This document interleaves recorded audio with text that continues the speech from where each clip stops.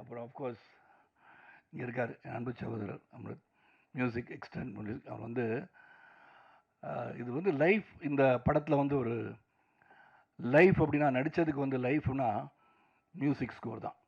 நான் கேட்டு இந்த வாட்ச் அவருக்கு பிடிச்சுன்னு சொன்னார், அந்த வாட்ச் அவர்கிட்ட கொடுத்துறேன்.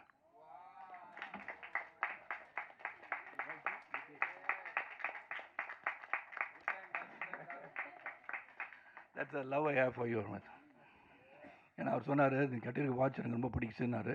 அப்புறம் அவங்க அப்பாவுக்கு யாரோ கொடுத்தாங்க அப்படின்னு சொன்னார். So I said okay, you deserve to have that watch.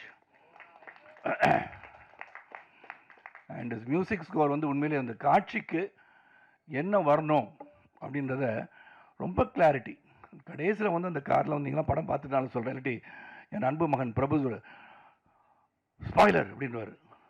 ஏதாச்சும் உணர்ச்சி வச்சு பேசிடுவேன் தியேட்டர்லாம் போகும்போது. இப்போ அது மாதிரி லாஸ்ட் ஷாட் வந்து இறங்கினோட காரில் வந்து ஜெயாண்டிக் பில்டிங் பார்த்த உடனே சைலண்ட் ஆயிடுச்சு.